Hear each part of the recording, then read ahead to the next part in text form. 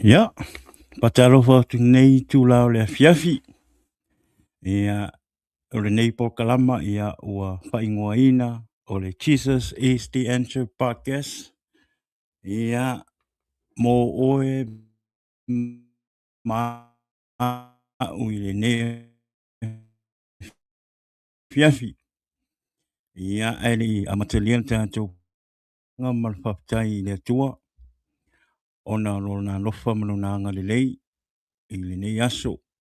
Le ngatai ne aso ia a fe au manga wenga sa tātou whea ngai ai. Whaptai le tua le ua i uman manuia fe au manga wenga. Ia ua pongi sa fo i le aso, ia ua tātou whaatasi fo i mō tātou ainga. Ma le fia ma le oli oli, ia ona o le alofa ma le anga lei o le tua. Ia e ala i lona pui poinga, ia te oe ma u le ne aso.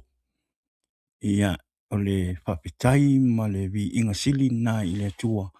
Ona o mea sili sili wa ia whaia mo i tātou. Amen. Wa e tari tonu le anganga ana le ai le alofa leo le tua. Ia, se manu e tātou te le whape nei le nei a fiafi. Amen. O le alofa ia le tua e le mawai. O le mea na e le tu ua ai le vi inga malwhaftai i le tua. Ona o lona ngale lei ma lona i ta. Amen. Ia e whaftai fo i le tua. Ia ua i loa i monu ua e leo tua inu. Ia ina kia le vinga i le tua i le nea fiafi. Ona o mea sili ua ia whaia. Amen. Ia.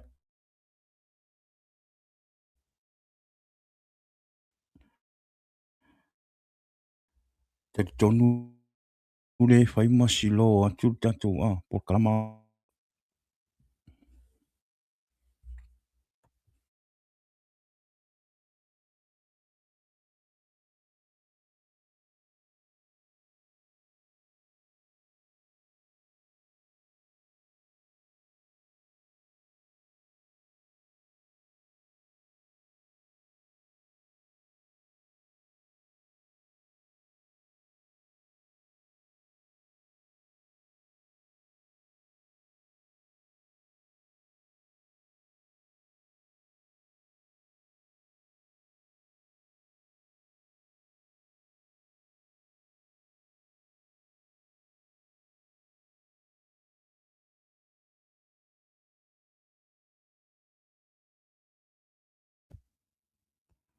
Ia whamali atu ona o le tau silo atu tatou po kalama. Le whaima moko moko. Ia desi kau. Pika kua. Mai panga isa ka putusa hoi ngani ya. Ia ai vi ia le tua. Amen. Ia ai ne fiafi ia e patalo fa tule por kalama Jesus is the answer ne fiafi ia i sunga i fa fia ngainga pe o yo tala late ia o lo ngā lulu e tuli manu e whao le nei tolope ro tātou iai le ngā tai leo tau whale tua whaptai la o tau ngā luenga pai pea i le aso e ala i te talo i le tua ma tuu atu o tama whanau i le tua ina ia whape nā ona saonga le mū mea uma i le ngā tai lea i tua le tino ai whape le tua le nganga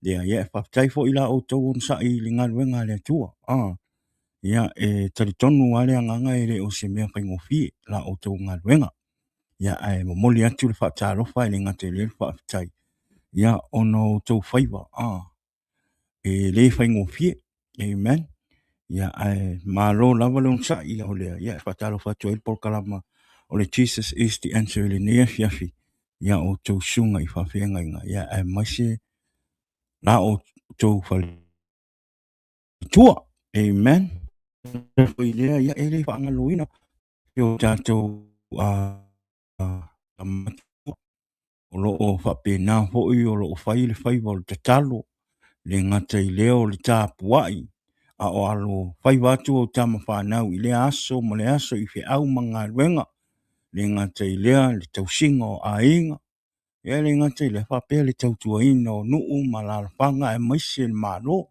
amen o lea, whatalo whatu il pokalama I le nea fiafi ia te o tou, ia nei o tātou mātua mātutua I le ne fiafi. Whamanue tele lava le atua ia te o tou, whaptai la o tou tapua inga, le ngata lea whaptai la o tou te talo. Ia talo I le atua ina ia whapenao na fua I pēle mālosi o le tino, ia le ngata lea. Ia maua pēle so I fua maua I le aso, ma le aso. Ia e tātou te mafuta ai, ia paiwa e maua mai le nei polkalama I le ne fiafi, ia whamanuia tele le atua ia te oe le nea fiafi. Ia ona se e mela I o se whaatalofa I le nea fiafi. Nei o tātou a inga, o me masani lunga o le tātou pokalama I le nea fiafi.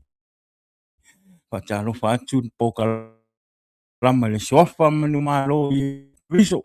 Amen. O soafa e tātou te kātou o le suafa e malolo ai mai si o le suafa e tuli e te mongi. O le suafa fo I e tātou te sao ai le ola e whaababau. O le aia, whaamalo le ngā lulu e le nei aso.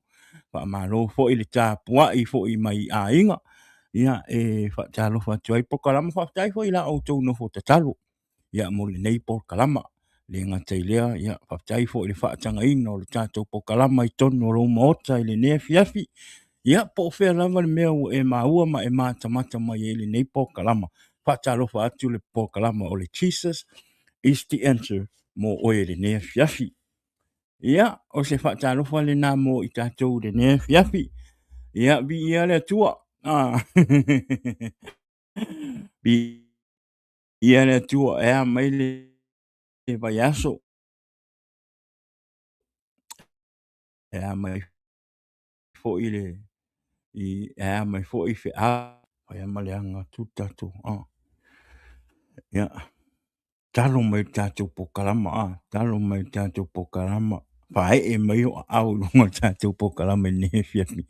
Ia, tamu whai fo le fili ina ia, awane I whaale ia mea o pokalama, ia au te tonia o lo o iere nganga o le tua le ne fiafi lunga tātou pokalama, paun mea tātou wha moe moe I le tua.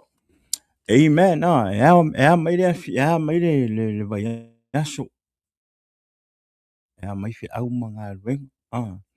Ia o lo vai aso ia patai e tu o lo maua pele o la mani malosi.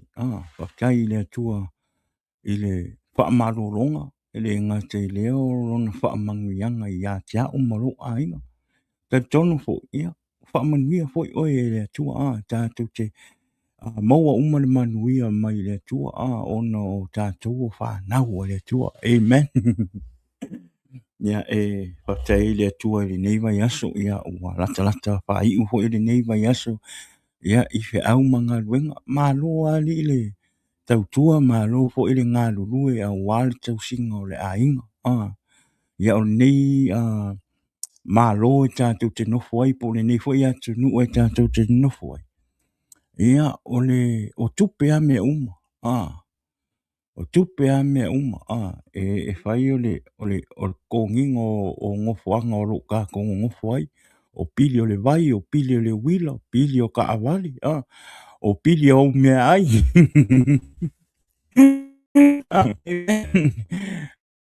ia e whaptai e atua mo oe ia whaptai o wanga le lilo o alfau ai whaptai tau tua maloa whamanuia le tua ia te oe kari tonu ia o langa tau le tua e ate mi e whainga le kau o whainga I ma commercial whainga whaptai tua o tonu ia ua lofa ma le anga lei o le tua mo na whaamanuianga ia I tātou amen ia ai vi ia le tua amen Ia tono e tātou polkalama i le fiafi ia. Le umi a tātou polkalama. E fua po ia musumusunga e angang pa ia. E ala i le tātou upaasoa i le nia fi. Tātou te tala noa. Ma tātou fau ai ma po ingale ma toe ma fau ma ko siaki o ka ko ola. Ka ko ola fa le anganga. Pe mea ua losi le ka ko ola fa le anganga. Po le mea ua vai le ka ko ola fa le anganga. Ngai e kaimi e maa losi e o ka ko ola fa le ki. E o langa ngi. Ai, makwa i vai e o ka ko ola fa le anganga. Ia ua ngi ngalo ia i ka ko e fa ta ua lo ola fa le anganga. Amen. Aua ne i tātou mā tele i le ola fa le tino. A ia tātou tau mawhai ia whaasili o tātou ola whaleanganga. Amen. So o le la fiafila ne ia. Koe siaki a. Koe siaki lo ola whaleanganga. Amen. Siaki lo ola whaleanganga po le meu o kei ka ua. Amen. Awa o le atua. O le atua o le anganga ia. So o le mata ui le atua ma le whai fina ngalo le atua. E te tau o na sili lo na ola whaleanganga. E te tau fo'i o na maua e ma maua lunga le ola whaleanganga o ia te oi. Amen. Ia le nei la fiafi. Ia e whaftai le tua i le upu ua uma fo'i na sa ili a ua fo'i le tātou whaamarosi le nei fiafi. I le upu a le atua. Amen. O te whaftai i le atua ia. Ona le tele o fo'i o mea o lo o tutupu mai li. Ia i taua o lo o tupu nei. Ia i sala e mana tua le singa mea mana tua tātou te talo mo le nuu o le tua. Amen, tātou te talo mo le nuu o le tua, tātou te talo mo Amerika. Wa o peia o Amerika le support inga ia i fo i sala elu. So tātou mana tua le nuu o le tua. Ina ia whapenao na tātou te talo ina whapenao na whaatasi le anganga o le tua. I ona tāta. Amen. E whataila i le tua. E uia ina tele nei me tutupu mai. A oro o manuia masanga le mū tātou. Usa o le vevesi a le kula. Ia, a lea e tātou te popi le mū. Le ala e fwile nā tau ione tātou manatua Israelu ia ma Amerika ia ma mea nei o tupu. Io tātou te talo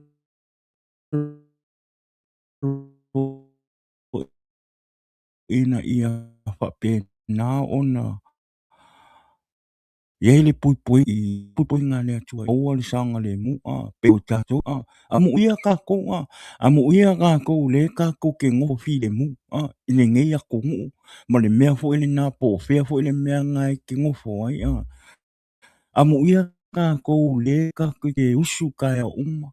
Kākou i o ngā ruenga, kākou mai kākou wā ai o kākou whāngau. Wā ai lo ko olua, wā ai lo a ingo o sanga le mu ma kākou. A o ngei atu nu o lo tupu ai nei whaalawe lawe, ia tātou te talo. Tātou te talo mo i lātou a wā e wha inga le tupu le taua nei, ai tō tele nei a ingo lo o whapena o lo o maua po o fefe kuranga o lo o moe popole ua kamawhai e su ese me sulu i ai ia ale kako ke ola fi le mu kako ola fi fia and choi le aso mo lo a inga so le kako kakalu tātou te talo mo Israelu ele ngata ia Israelu ma Amerika ia le lalulangi a koa lalulangi a toa ina tātou ia whapena o na tātou manatua i lātou te talo. Amen. O le anganga whaptaina ma le vi inga ine tua. Ia ona o le file mule tātou te moa. I nei i le nei lalulangi. Po le nei malo lo tātou nofo ai. E whainga le e tele ai na tele o tangata e le malili e tangata o le ngofo maula inga i Amerika e le o malili e ai la tu le lo ole sa o la ona ole tomo fai o Amerika i aua nei e ni se fa la ve pe i ni se tomo fai e whainga le e wha a fefe mai le atunu nei o Amerika e mai sa ma lo le tua nu o le tua o Israel e la tu te le malama amen a fai e whainga le pople Amerika i le mele tu ia tari tonu e le pengei o le taimi nei ua sofika kou e fili pengei kaimi ngai o le kako ka momoe ma kau fai su e se me kako ke sulu iai kako ke pui pui o kako a inga ai whafkai le kua le ka ke maua le maksanga whafkai le kua le e le o kukupungi ni me i kukongo ngai a kungu o kako ngufu ai le ngaka i le a kungu o ngai kuki ngufu ai mea ia o li inga fo i o le mele tā ua i ona tātou ave le vi inga ma whaktai i le tua i aso ona o le olotonga le tā te maua ona sa olotonga le tātou te maua amen ia e whape ngā fo i la le ona wha le anganga amu ia fo i tātou o le maua le sa olotonga e mawhai ona tātou o i aso sa uma e tāpua i le tua amen Papitai fo i le tua o le maua le tātou sa olotonga i tātou no le utua tātou sa vavali ma tusi pa i o tātou lima awale me monia e atu nu o nei laulangi e lātou te le mawhaia ona i eise sa olotonga e lātou te tapua i le tua amen e o se unga se kuspa ia e le o i eise e o ia i lātou sa olotonga ai whaapetai ia o i le tua o le tātou te maua nei sa olotonga e mawhai ona tātou sa oloto e tātou te vivi i le tua pai e ona tātou sa oloto e tāpua i le tua o awa noa ne e tātou nofo ma mawhau whau toa iei na iei atu nu o lo o mai o lātou anganga mo lātou loto i le sa olotonga le tātou te mau e tāpua i le tua ma vivi i le tua amen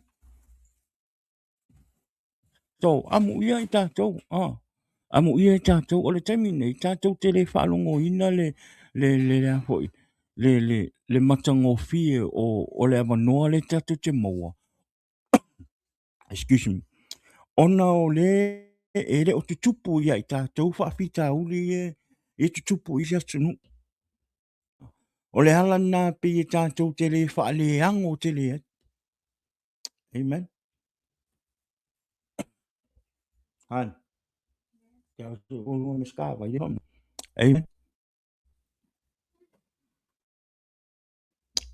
i le tu le ngā mai le kas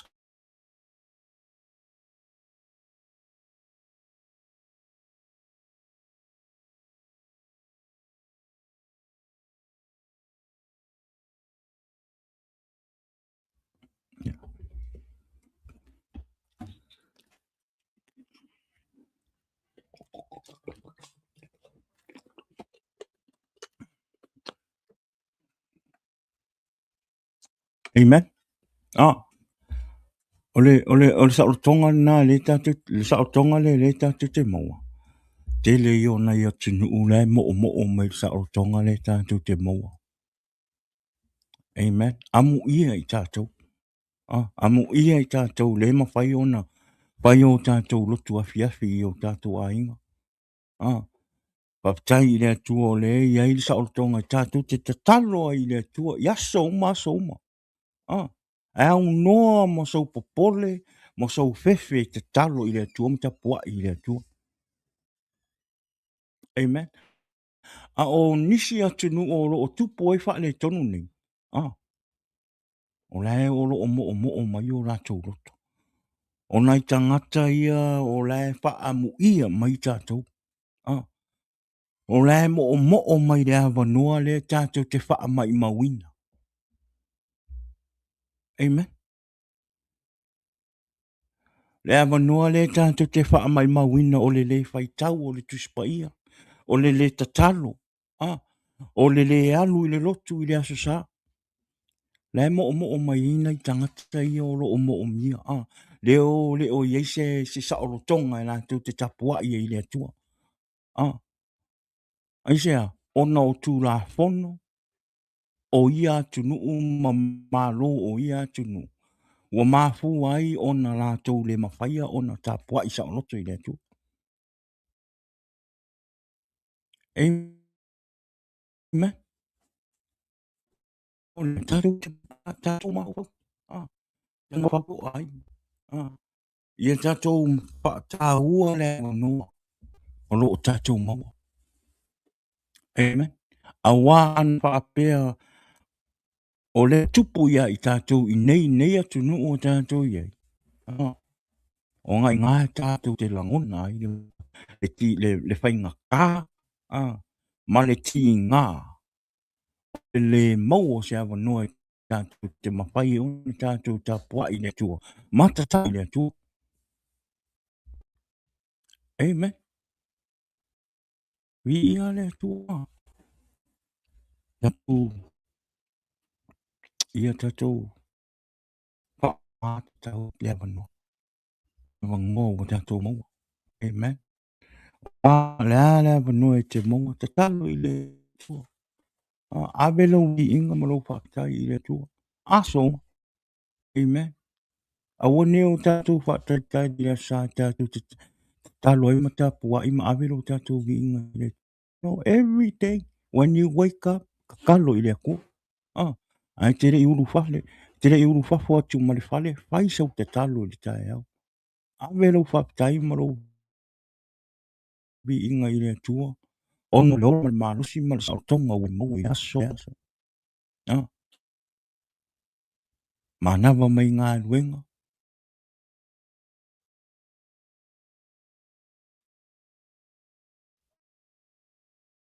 Talo i le tua. Te avelis whakatai i le tua. Amen. Ono oi o mia. Le sautonga le tātou te maua. Amen. Ja, vi ia le tua. Vi ia le tua le ne fiafi. Amen. Ia ai teton. O le la tatou o i le upo le tua i le ne fiafi. Le umi fo tatou wha manosi le ne fiafi. Amen. Pauni mea ia. Wha manuia le tua i lau wha alongo i le ne fiafi. Amen.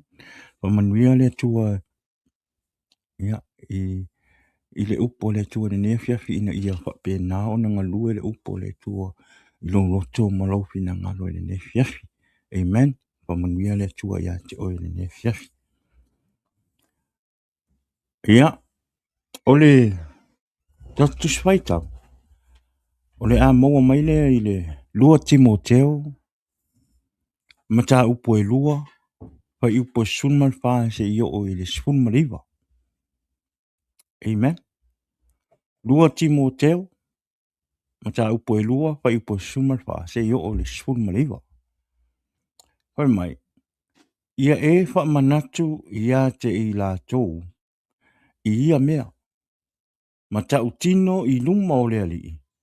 Aua ne i la tau pe fina wai i upu e le ai se ao ngā. Ai wha se ina ai o e wha alolongo. Wha alongo longo i ai. Ia e tau mawhai ina ia avea e upi mai ai. Amen. Le whaingana le se me mai. Nā te tā la i tonu ina le upu mu. A ia e tau mamao ma upu wha le lalo langi. ma le lē aoga, auā e tupu atili ai i le amio faa le mataʻu.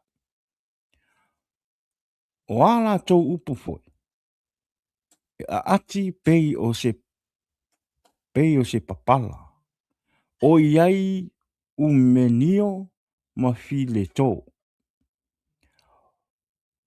O i laʻua ia, ua sesē i le upu moni. I lo latou faapea ane, ua mavae lava le toe tū. Ua faaliliu ese ai nisi tagata i le faatuatua. Ae hui lava i lea, o le faavae mau o le atua, e tū lava lea. O loo iai lenei faailoga, ua silafia e le alii ona lava tagata, atoa ma lea, ia o ese i le amio leaga, i latou uma o taʻutaʻu le suafa o le alii. Amen. O le tusi lenei, o le Timoteo, o le apoapoaʻi po le faailoa lea o Paulo ia Timoteo, e faailoa i tagata o le atua, e tatau ona tu faitete. Amen.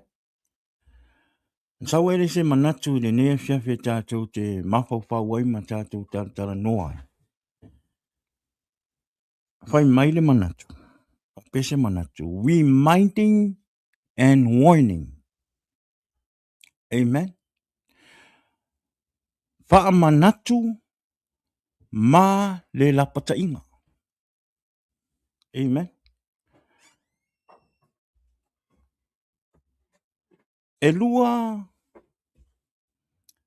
matafa i tāua o le faifeʻau o le o le faamanatu ma le lapataiga. Amen.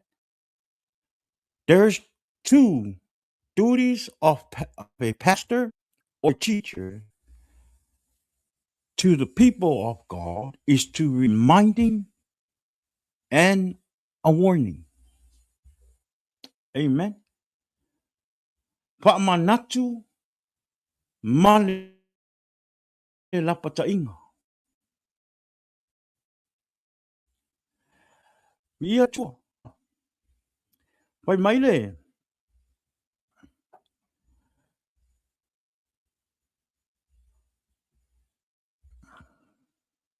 Sa i mea ko mo mamau ke rei lolu.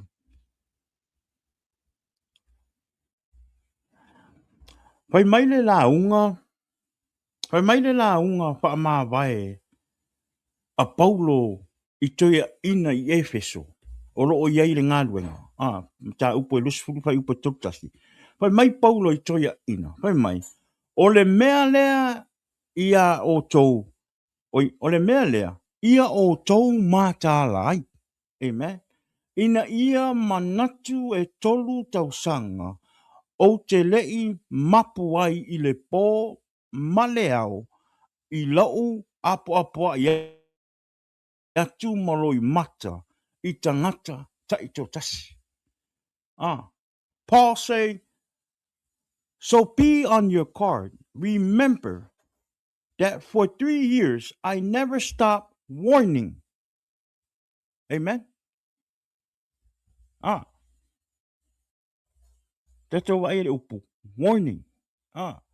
O leo ua lapatai atu Paulo. I toia ina. Amen. I Efeso.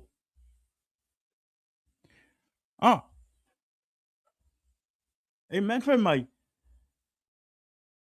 Remember that for 3 years I never stopped warning each of you night and day with tears. Amen. Vi ia le tua. O lea la patai atu ia Paulo, ia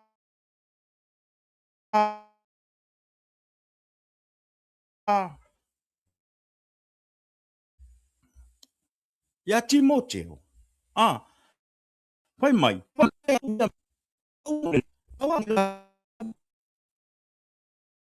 Pe fina wai I upu ele ai se aonga. Ai whaase ina ai. Amen. Pe mai. Remind everyone about this thing and command them in God's presence to stop fighting over words, just as such arguments are useless and they can ruin those who hear them. Amen. Kusa o lea wa foi. Ua whaamanatu. E Paulo ia timo ina ia la tau whaai tete. Aua ne I fe misa ai. Aua ne I tau upu. Ai sea. Ona o lai whaalongolongo tangata. Amen. Wa o lisi lea mea. Ua tele na sui ai.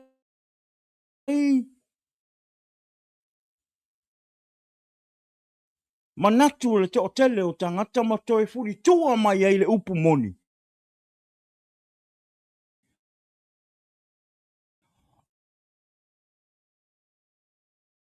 Ona o le tele o taritonunga, tele o mawhauwhaunga, tele o langona, ua pisa ai lungo o tapenga whailangi. Malia tupea whai mamoko moko. Amen. Vi ia le tua Lisi le mea. E te tau ai o na tātou whai tete. Tātou tangata ke wisiano. Aua ne o tātou whe misa. Aua ne o tātou whe nui pisa ai ma tau ai misa. I lunga o te penga whailangi. Ona o le whaalongo I le lalangi. Amen. Lisi rea mafuanga wa atili e ona whe loto tangata e o mai le atua. Aisea. Ona ro tātou o mai tau ai misa le upo le atua. I lunga o te penga whailangi. Amen. Whai mai lau I loa, whai atu lau I loa. Whai mai le mea ngai te I loa mai tuspa ia. Amen. Ale mai Paulo ia Timoteo. Mai.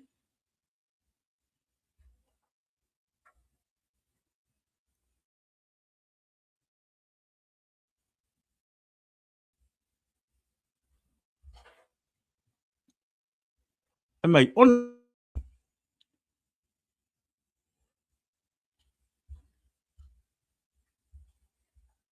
mai.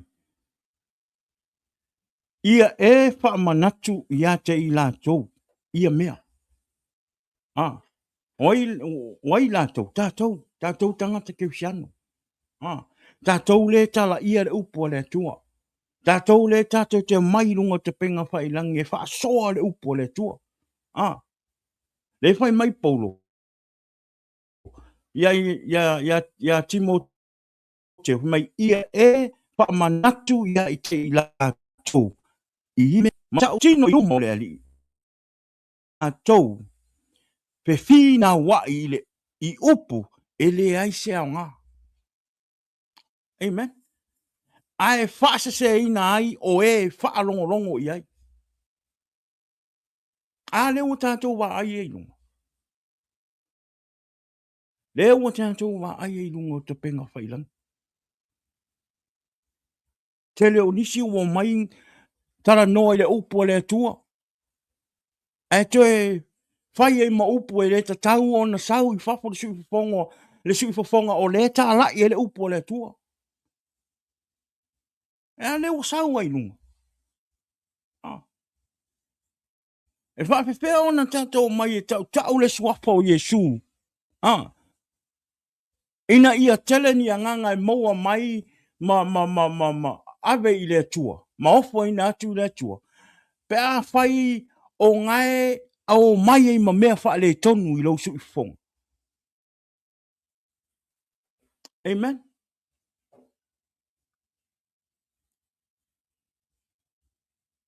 Vi ia le tua. O tangata ia. Ia tātou wha I tete iai. Ia tātou alo mao ma tangata nei. Amen. Ua ne I a vero taimi e te wha longo ai to inga tala inga wha pea. Amen. Vi ia le tua. Ia aua ne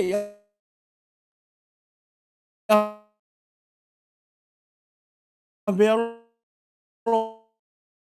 o poto molo wata mai.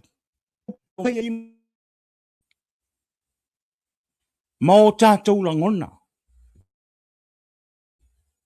Ai tu le nganga pa ia o le tua. Amen. Tele o isi tātou o le fefe. Ua le fefe I mea leo mai tā la I lungo te penga whailan. Ai ta ua le suol.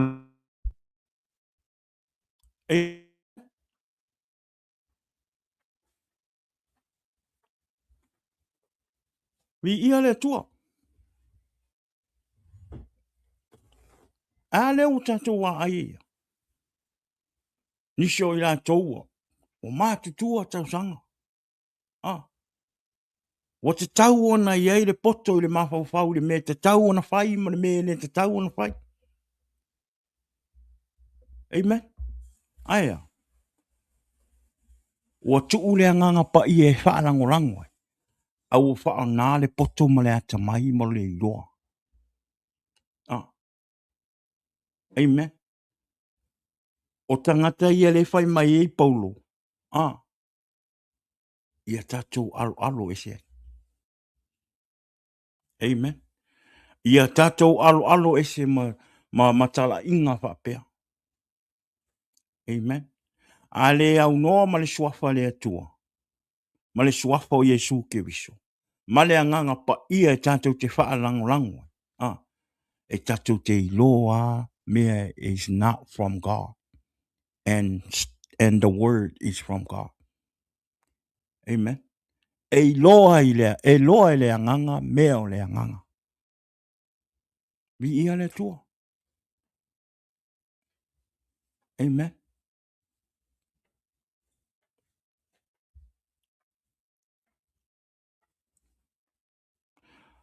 La patai Yesu I lona so I lunga o le maunga o livi.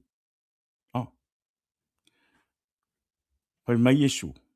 I le mātai ona e lusu whaafa I upe whaamalima. Pai mai. Ona tari tu leo Yesu. Mo whapea atu ia te I lato. Ia o tou ne I wha ase se ina. Ia o tou. Amen. Aua e toa e o mai I lo ingoa. Ua whapea ane. O au nei o le keriso. Nā tau te whaase ina fo I tangata e tō tele. Amen. O le mea ngā le tupu nei. A le tatu te wā ai e lungo te penga whailang. A le tatu te wā ai e lungo te penga whailang. Ua whao ngā Yesu le suafa o Yesu ke viso. E la tau te o mai e tā lai I lungo te penga whailang. E tala noa ai. Ai au mai e ma upu le te tau ma upu le anga I o la tau fofonga. Amen. How can we come on social media, go on live and preach the word of God, but yet we have filthy words come out of our mouth?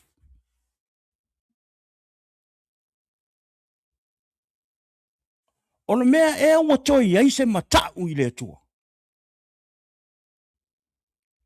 Amen. O le mea e ua toi ai se matau o le atua ia I tātou.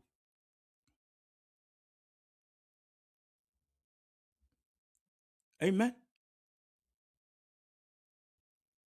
A whai o le tātou te o mai e tā lai, le suafa o Yesu ke riso, matau mawhai ina ia manu mālo ni a nganga ia I le upu o le atua.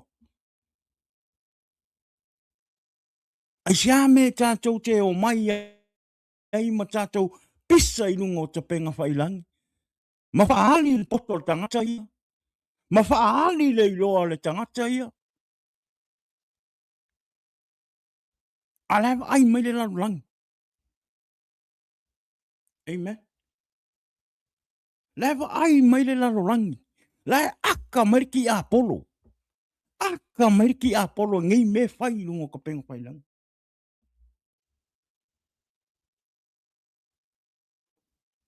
Amen. Ua ta ua lea le suafa o le atua.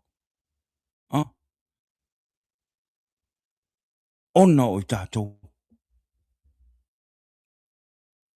Amen.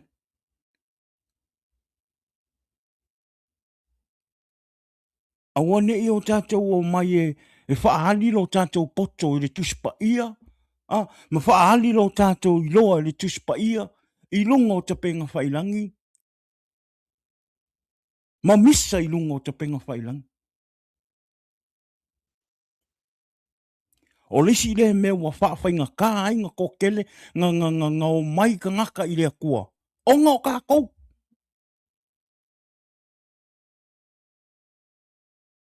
O ngā o kākou ie o mai langu whailangi. Ma whaua le safa le akua. Ewa ai mele rangi e o mai upu le anga I o kākou sui whawhonga. O kākou nguku le kaki mai e kā lai e le suafa o Yesu ke miso. Do you think this is the joke? This is not a joke.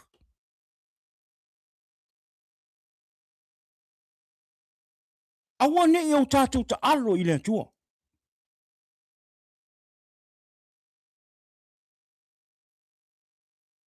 Amen.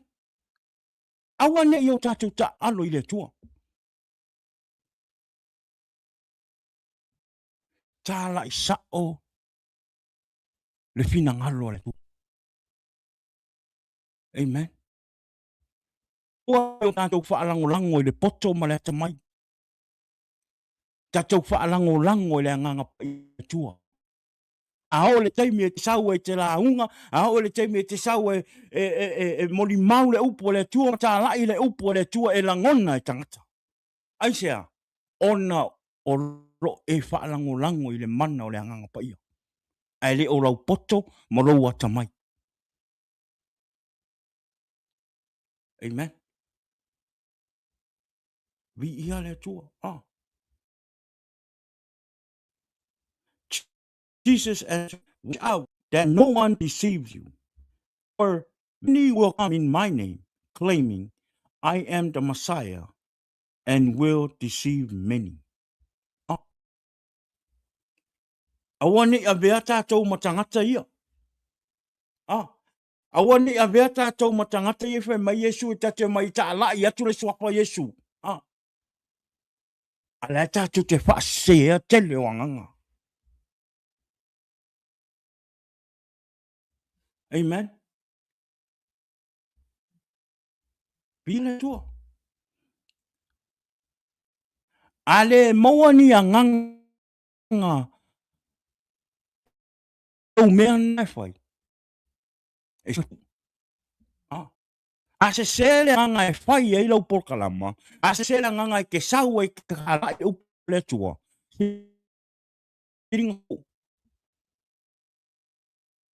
Amen. Siringa ko. Onga o le ta ua lea i le tino o Yesu. Amen.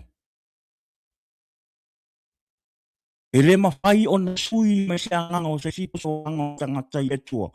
I lau poto ma lau ata mai tu spaia. Without a Holy Spirit, there is no spirit or nobody feel the word of God from you. Ale au ngoa ma le anganga pa ia o le atua. E te whaalangorango ai lau ngā ruenga ma lau ma ta whai oi o lo whai lungo te penga whai langi o lo sau e tā lai atu lau po le atua. E le langona e tangata. Ma e ke whiu ai whai, ma e ke whiu ai whai. E le aingi anganga e mangu malo mai i le atua. Aisea, se le anganga. Se le anganga ngai ke whaia. Ai le ngā ruenga le kua. Amen. Whaalangorango i le anganga pa ia o le atua. Amen.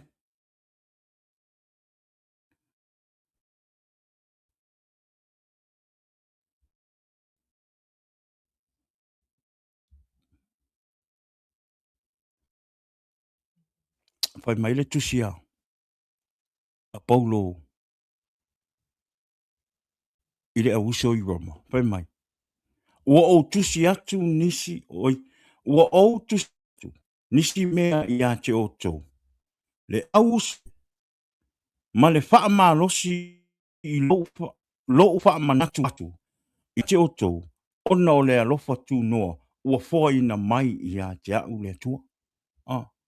Yet I have written you quite boldly on some point to remind you of them again. Amen. Because of the grace God gave me. Via le tua. Na lapataiga atu Paulo i toi ina i Efeso. Amen. Ai whaamalosi ma whaamanatu i le auso i Roma. So Paul gave the warning speech to the elders in Ephesians. And he wrote a reminder letter to brothers in Rome. O lea la tusi, o lea la ua, whai Paulo ia Timoteo. Ia whamanatu malapatai i tangata o lea tua, ina ia whae tete, awa ia tau whewhina wai i upu e le ai te ao ngā. Ai whaase ina ai o e whaalongolongo i ai. Telo i la tau ua whemisa i lunga o te penga whailangi, ona o le ese senga o manatu malangona o tali tonunga. Mele le ati le nga kelenga, nga pisa i kāka i tele o tātou i lunga o te penga whailangi. I le upo o le tua. Ona ua sau a o e ma mailo langona, sau mailo o loa, lo i loa. Ma lo kari ko o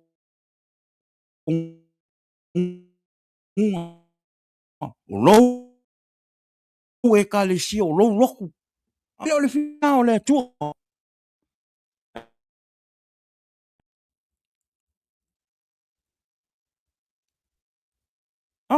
E le o le fina ngalo na o Yesu. O le fina ngalo o Yesu, ia tātou maua le loto whēru whani. I o tātou maua le alofa. Amen. E tātou te o mai e tātou te tāla i le fina ngalo o le tua. Ma whai le fina ngalo o le tua.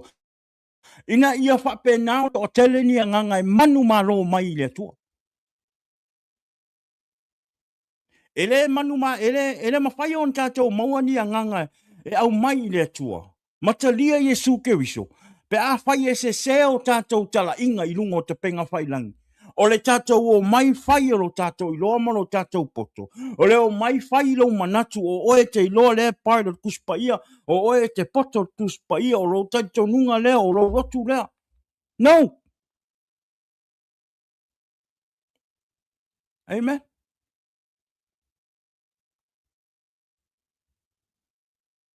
O le ngaluenga le atua, ma le tala inga le suafa o Yesu Keriso, e fai i le alofa, fai ma lopa warano. Aia, solo musa ia i tātou ona o mai pisa i lungo o te penga whailan. Fi nau. Pisa i upu e le au ngā.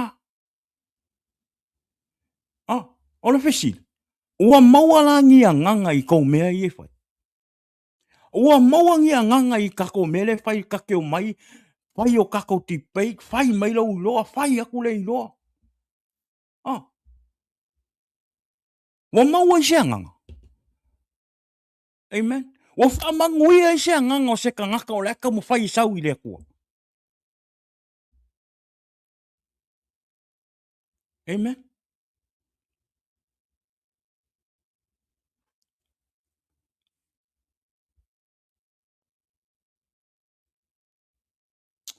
E mai Paulo. Mai Paulo ia Timoteo. Timoteo e. Ia e tausi mea ua tuuina atu ia te oi. Ia alo ese i upu leanga ma whinaunga valea o le poto. Pei ona se ona tā ua e nisi.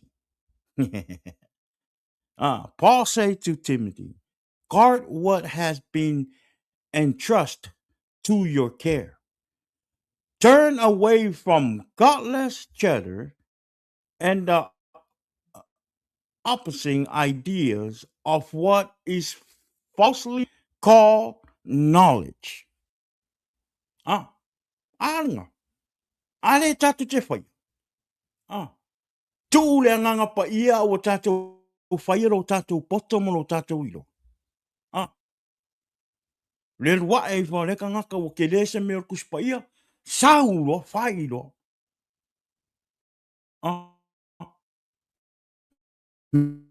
Misa. Pai po ai espo.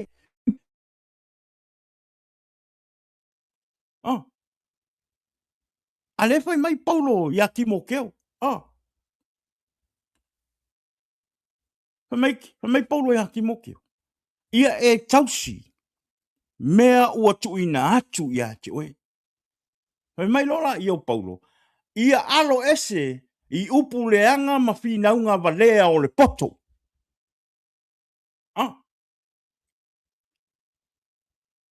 Kusa o lewa Warren. Lewa Warren e Paulo ia Timoteo. Fai mai. Fai mai. Ia alo ese i upu leanga ma whinaunga valea o le poto. Kusa o lewa fai Paulo ia Timoteo. Timoteo. Aua ne i e whalangolango i lau poko. Amen.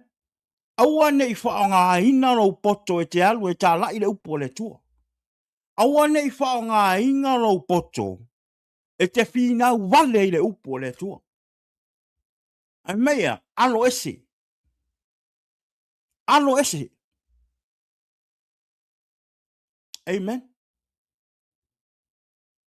Whaalangolango i le anganga pa i o le tua. O le anganga pa i o le tua e sau le upu moni. Whaalangolango i le tua e sau le upu moni mai lau fufonga i le fesosoangi. Ma le wha upu e le anganga pa i o oe. I le upu. Nga aka kou whaalangolango i le poko. Aka kou whaalangolango i le iloa. E ngoa ma le anganga pa i o le tua. E whai e fua. E whai e fua. Amen. Ma e le la ngona fo i e tangata. E le la ngona e tangata lou tala inga.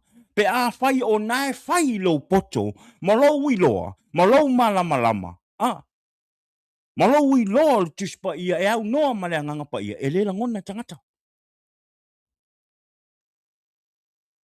Amen.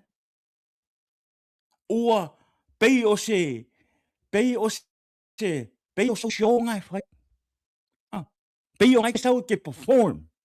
I longo ka penga fai langi le launga ina le upo le tua. E au noa maru whaalango lango I le nganga pa I o le tua.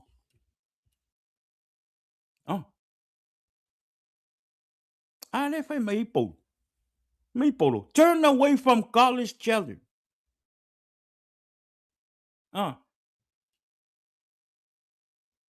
Ka ngaka upu le anga.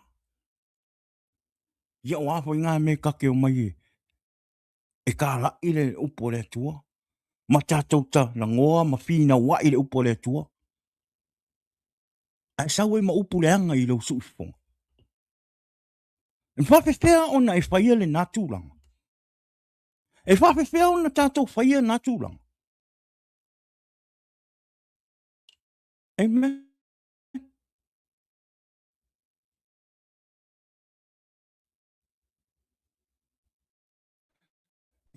Le ma whaia ona tātou te tā lai tuafa o Yesu ke viso. E wa ai mele lalulang. O ngai wako I ma upu le anga I le nguko o ngai ka o Yesu ke viso.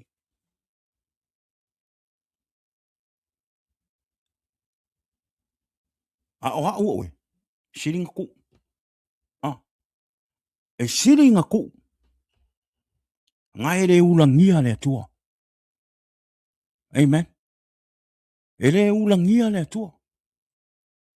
Ai le ngata I lea. Ua tele anganga olo o tātou whasio tia. Kusa leke sau wala ke whaapea o sa o mea ngai whai. Sa o mea I ke sau e ka lai a kuilunga o ka penga whai langi.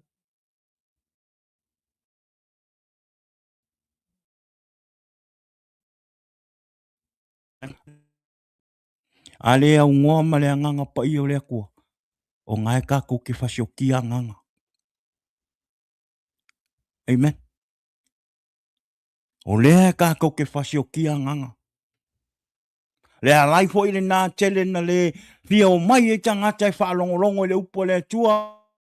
La tau te le mai e tātou te mahuta I lunga whailangi. Whaalongolongo le upo le tua ono lea. They not feel the Spirit of God because you come on here like you perform. Why?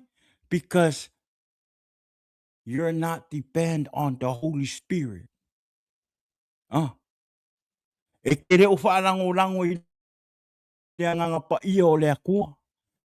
E re o ia anganga pa ia o le kua I lau kara inga. Aia. O lo poto malo I loa, malo malama.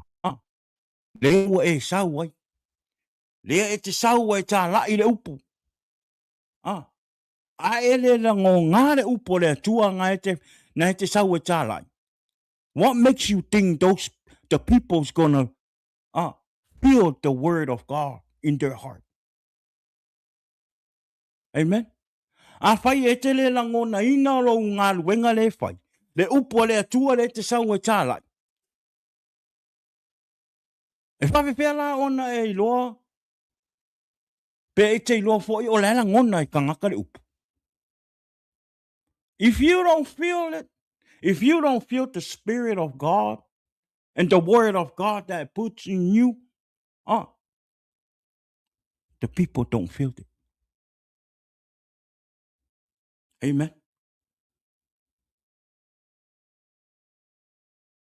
Vi ia le tua. Le whai mai. Whai mai. Turn away from this chair and the opposite idea of what is falsely called knowledge. Poto. Mai, ia alo ese I upuleanga ma fi naunga valea o le poto. Pei ona se ona ta ua nisi.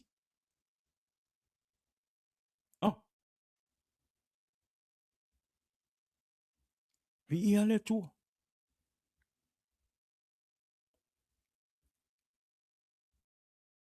Aua ne I o tātou pisa I ma fi naua I le upo le tua I lungo te penga whailang. Amen. Ere o maua I se anganga, ere o maua I se anganga mo le atua. Ma e le o suia e se anganga o se tangata. I le o tātou o mai o tātou pisa. Ma whina wale le upu i le tua i lungo o te penga whailang. E le whai mai e su e kako ke o mai kako whaorainga, kako kangaka whaorainga. Kangaka o le kake o mai e ka lai le upu le kua, kake o mai whinga wai. Po ai e sao, po ai se, po ai e sao ka po inga, po ai ka po inga e le sao. No. Ah.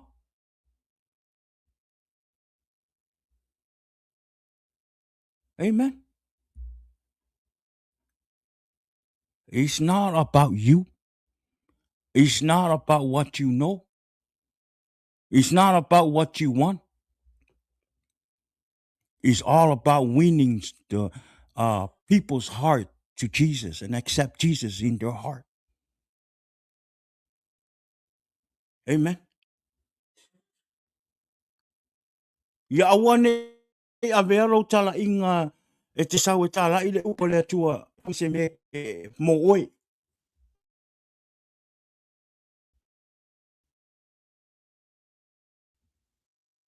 Amen. Wai oi. Wai oi o le ma le anganga na ia te oi na te whaia ina ia maua i sau vi inga. Oia. Oia o le o sau ai. Tala i le upo le atua. Ma wha marosi le upo le atua. Ai se le anganga e whaia i ona ia maua i sau vi inga. Amen.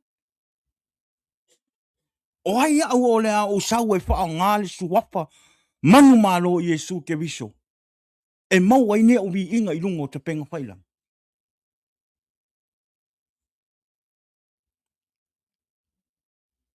A whai o le tātou te maua le anganga le. E sili ona tātou tu u. Sili ona awanto e tātou o mai i lungo te penga whailang. E tā lai le upu. Ona o le whai ina ia maua ingi vi inga. Ina ia tele ini tangata e o mai e mata mata. Mau au viu ma mea whape ngā. Amen. A ia whaia ono roa lofa. I le atua. Ma ea lofa i o a inga. Ma o wo. Ma he te māsangi ina ia manu mālo mai o rātua nganga. E talia Yesu e avea ma alii ma whaahora. O le mea sili tāua na. O le amio tonu na. O lo au na mauti amio tonu na i le atua. Na e te whaia ona o le atua. Whaia ona ua wala au e le atua oe e whai oe mo na mea whainga luenga. Amen. Peo no whai atu. O le tātou pokalama. Pe to lua, pe to tasi, pe to tolu tangata e mai mo mai. Ai a maua ise nganga e manu malo ise nganga e tasi. O le vi inga ma le whaftai na i le tua. O le mea sili le na. O le ai le na o le tātou pokalama. O le manu malo mai o se nganga. E ave mo le atua matalia Yesu ke viso. Amen. Vi ia le tua. We need to win soul for God. We need to stop, come on here and argue and see who's right. Po ai le lei longa whaamala malama inga o tuspa ia. Tā lai le upo le tua. Tā lai Yesu. Tā lai suafa o Yesu. Ere o oe, ere o rau pokalama, suafa o Yesu. Tā lai. Wha loa tangata, ele lei Yesu. Whailoa e tangata ua tasi lava le ala i le ola e whaavavau o lo talia o Yesu i lo loto ma lo wanganga. Ma e wha maoni i lo wola au auna i le tua. Ma e savali i le ami o tonu o le tua. Ma e whaia le ami o tonu o le tua. E te sawa i le ola e whaavavau. Amen. Via le tua. Po le ala le tatou mai e tatou te whemisa hai. Ma tau upu i le upu o le tua. I lungo te penga whailang. Awane i ngano i ate oe. E loa e le atua ona tangata. Amen. Pe ke sau e kau wha se i lungo ka penga whailangi i le upu. Pe ke sau e kau mawhai e whai lau fia poko i le upu. Pe ke sau e wha alingi si winga aunga i ngano i ate oe. E loa masila fia e le atua ona tangata. God know his people. Oro o moni le sau e tā lai le upu o le atua. Tangata o le whaalango lango i le atua. Whaalango lango le musumusunga o le anganga pa ia o le atua. Whaalango lango i le anganga pa ia e peso soani mai i lausa iri le upu o le atua. Tangata o moni le alofa i tangata. Ina ia manu malo mai o la te wanganga. O le tangata o moni lo na alofa i lo na ainga. Ina ia au mai lo na ainga i te tono le wha o tanga. Ina ia manu malo Yesu ke riso i o la te roto mo o la te anganga. O tangata ma wha nau na a le atua. Oe la le te sau e whailau fia poto, ma whailau i loa. Ma e whapea mai o oe, ma. O lo e kalesia, ma. Awane i ngalo i ate oe. E le i loa e tangata. Ai sila fia e le atua ona tangata. Amen. A whai o le nā te whai le tūlangana. Ma ai te ua o mai le. To sa le atua i ate oe. E le ulangia le atua. E le ulangia le upo le atua. Aua ne i o tātou ta alo le upo le atua. Amen. E whaasala ina i tātou. I mea tātou te whaia. E tau e le suafa le atua. Suafa le atua. I mea se o lo tātou whaia. E whaasala ina i tātou. Aua ne i ngaro. Amen. Vi ia le atua.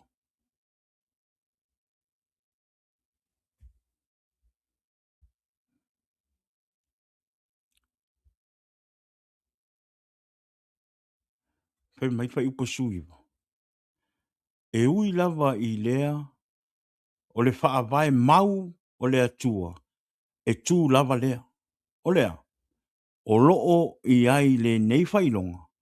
Ua sila fia e lea nii ona lava tangata. Amen. Whai mai ua sila fia e lea li. Ona lava tangata. A toa malea. Ia o ese i lea ia o ese i lea mio leanga. I lātou uma o e tau le safa o le li. Whai o tātou le tātou te o mai e whai le mea moni. Whasoa le upu moni e le atua. Whai loa le upu moni e le atua. Whai meia ia tātou alo ese. Mai i tātou alo ese mea mio leanga. Amen. Vi ia le tua. O le ale o langa nai te o lai. Amen. O le ale o langa nai te o lai. Puli a oi. Amen. O le pokalama. Tātou pokalama. O le tala inga o soafa o Yesu ke viso. Tala i atu le lei o le atua. Tala i atu le fina ngalo o le atua e mo o oe ma. That means, e le whainonga tangata le tua. Peke ai ka paa, peke ingo pia. Po le ako i ngā o ranga ngai ke ola. O le akua. O le akua e mo oe ma. E le o se akua nga o ka ngaka whaolainga. Amen. E le o se Yesu nga o ka ngaka whaolainga. No. Mō tangata uma. Amen. O le ala ko i ngā o ranga ngai ke ola. Aua ne ingalo ia te oe. O lo ta tala atu a awa le atua ia te oe. No matter what.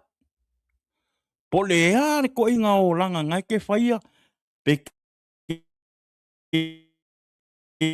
ingu pia, pe ke kaa po le are ko inga. O lo malo o mo ki sahu ki whamaurano i. Ma e sala mo i mo tu. E o fo ia tia. E iei timi o te vai vai ai. Amen.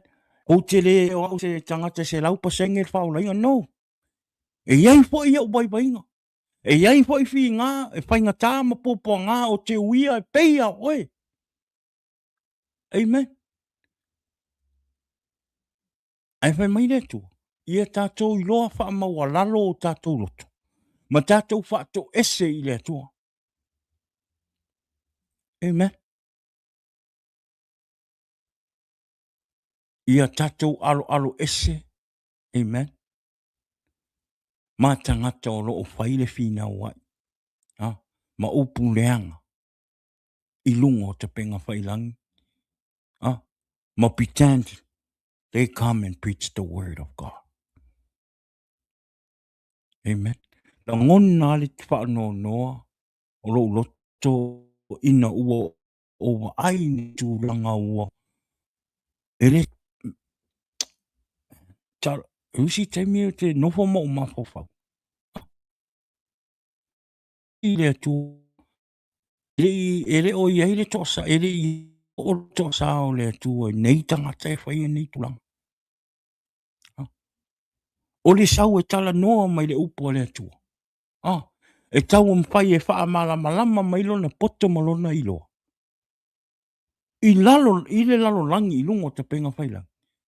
E sau ai ma upu matala e le manuia.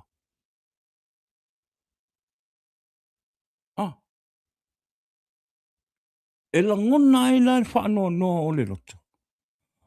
Ona o lau te sau. Mana u loto nau. Mana ua lofa i le atua. Mana tala ina o lona whina ngalo i lungo te penga whailang.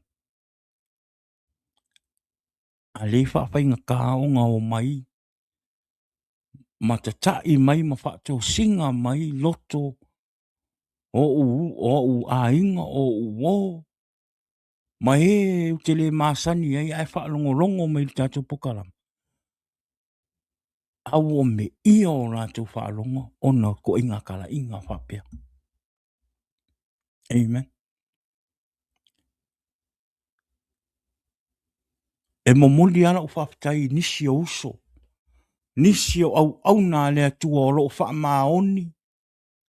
Le fola ma le tala inga o le upu o le atua. A o ila tau i e whaia le tū langa leo mai.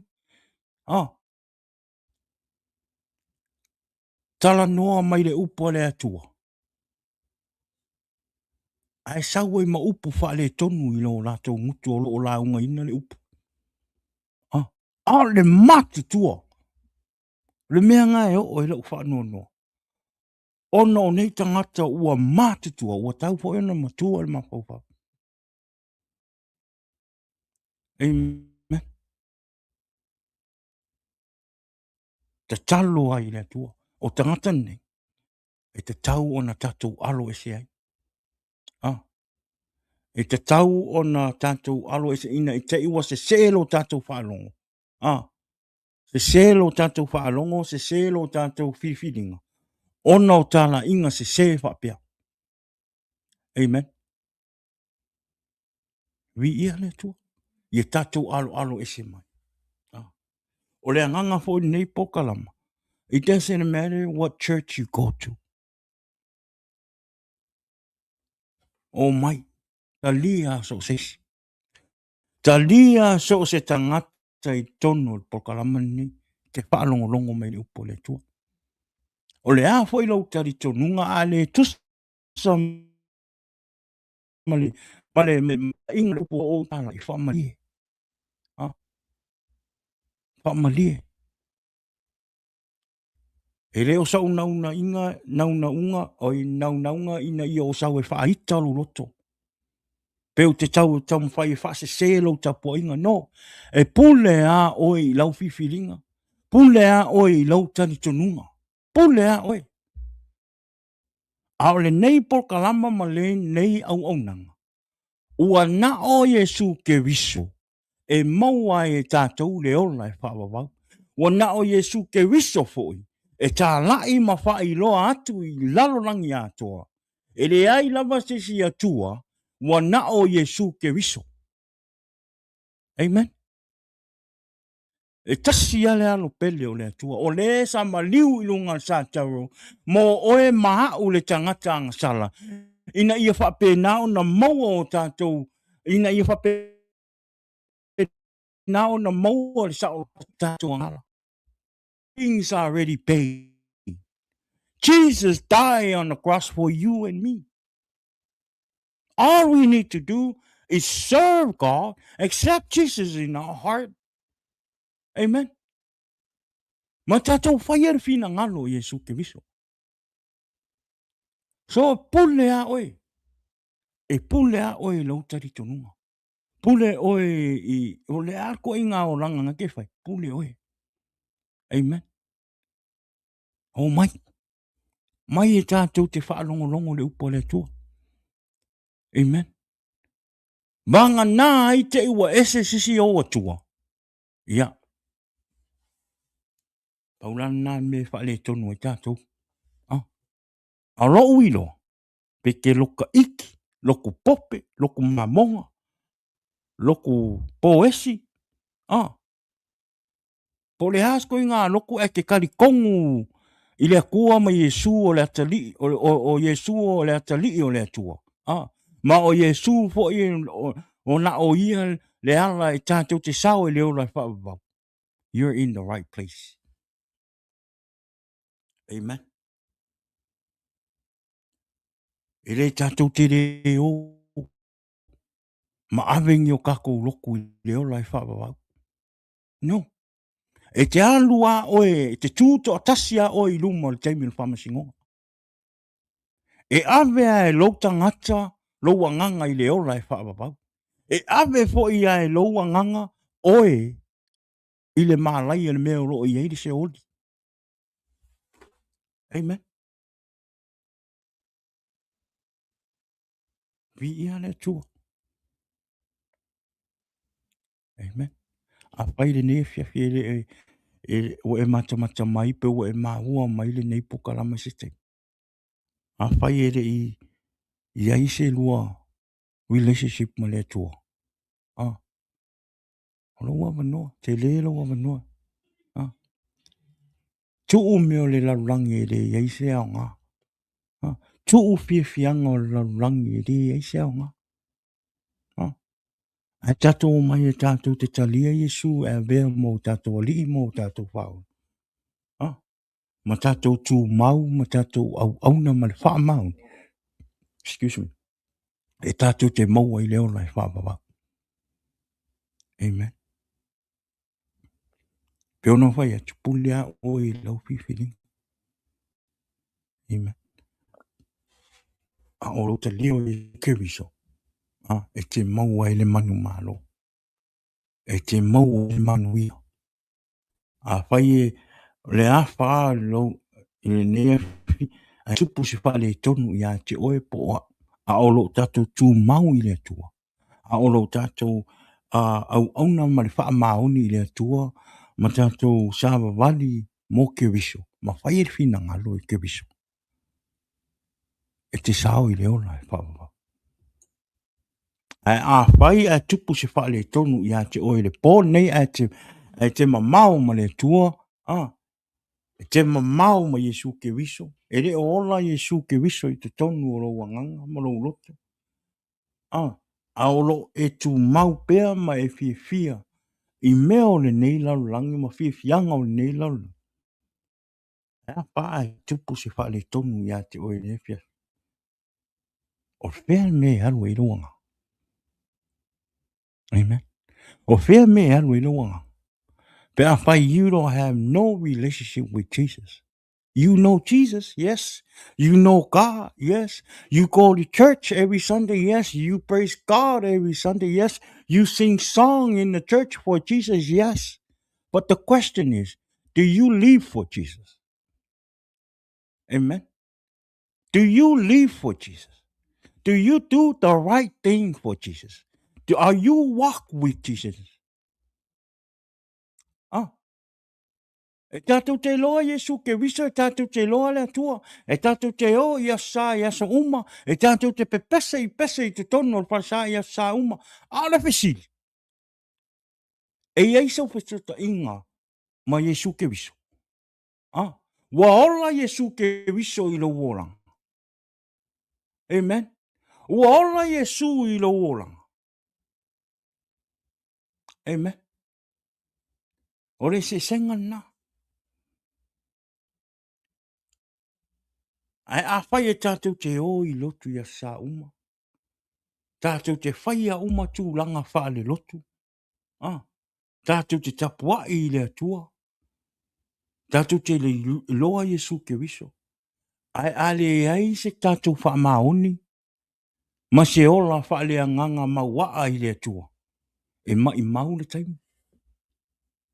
Amen. E tātou te i o i le mālaia. Amen. Vi ia le atua. If you don't have relationship with Jesus, try to get to know Jesus. Amen. Try to know him. Open your heart. Let him in your talo i le tua. Talo i le tua. Amen. Te talo i le tua. Ma e au ngangi i le tua. Ma wha i loa i a te oelo na whina ngalo. Mō oe. Mō oe lava ia. Vi ia le tua. A o tātou maua i pēr la le malosi. I le taimine. Wha ua le avanoa. Manua lo tātou mānawa pēr. Manua lo tātou wola pēr. Wao le taimi a tātou te umatu i manila langi ma umatu le neso i fua. There's no other chance. That's it. E tātou te toi tā ngisi i fua. Mo le au ngā o te pongi whai toa ta malo.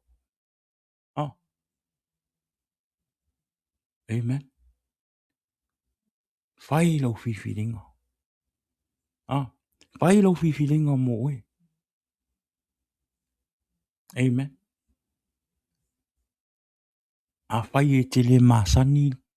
A whai e te le māsani ona e tapua i le atua. Pe te bibi i le atua. Pe te le māsani ona e te talo ma e tala no i le atua. E le whai nkai. It's so easy. Whaava noa lau taimi. O le atua. Wa levan whaatari mai le atua i a i tātou. Po o a whea te tātou i o tātou. Po o a whea te taimi o le a tātou.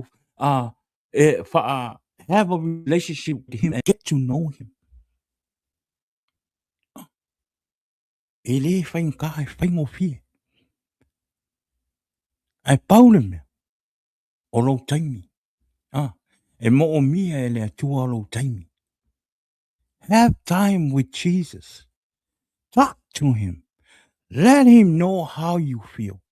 Let him know how hard for you to believe or to give your heart to him. Talk to him. Let him to make you understand. Ah, whaalango-lango i le atua. Ah, talia Yesu tono roloto. Ma ave le avano e whaamalama ina atua i le atua. Lona fina ngalo mo oe. E ala i lua sa valinga. Ah, ele aise mea i whaingatā i le atua. Ah,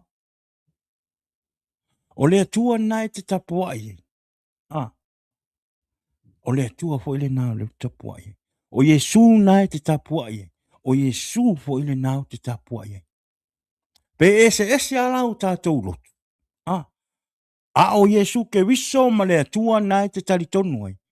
That's the same Jesus and the same God and the same Holy Spirit that I believe. Amen. Ia le tua. Aua ni a vele ese se ngau tātou lotu mo tātou tapo inga. Ah, ewa ese ei lo alofa i le tua, ma lo talitonu i le tua me Yesu ke wiso. Amen.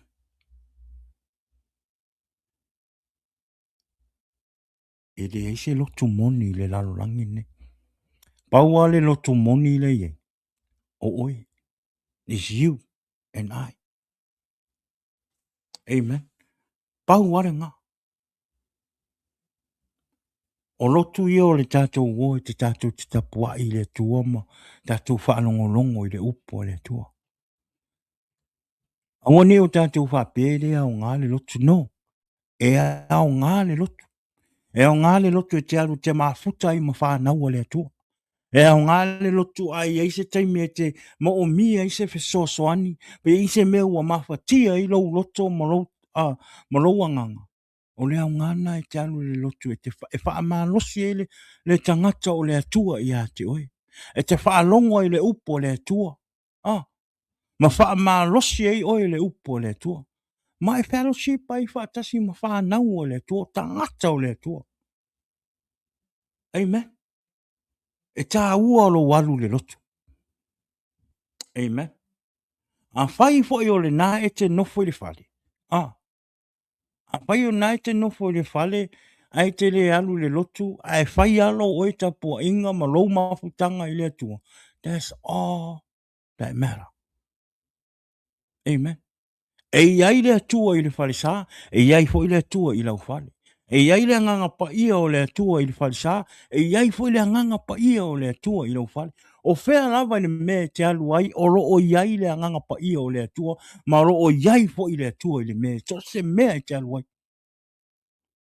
Amen. So it's not only the church for you to find God. No, you can find God anywhere. The Spirit of God is with you anywhere you go. Ah. Poro walu a le maumanga e mawhaia o nga e mawale a nganga o le atua i lo maumanga. Amen. E mawhaia o na e tuli vai ifo i lo maumanga, ma e te talo i le atua, ma e whato ese i le atua, ma ta lia le anganga pa ia o le atua i lo loto, ma ta lia Yesu ke wiso, e te maua i nga, le whaorotanga. It don't have to be inside the church building. No. Anywhere you go, the Spirit of God is with you. Amen. E le whaapea fo i la ale angalo o langa le angalo a mio, e ke fia i mea langi, ngai whaapea la ia e le o iei le anga. No, God Spirit, it's with you. It doesn't matter what kind of lifestyle you have. It doesn't matter what church you go to. The Holy Spirit of God is always with you. Amen. E ai le anganga pa ia o le atua, so se mea e tātou te oa. O le anganga pa ia nai tau mawhai e pui mai oe mai i whaasenga mai lei o ti apolo i le aso ma le aso. Amen. Ia le atua. O le whaamanatu ma le lapataiga na mo tātou le nefias. Tātou alo ese.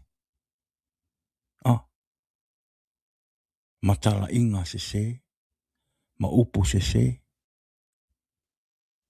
Amen. E mai Yesu, e tō tele e o le au mai lo unua.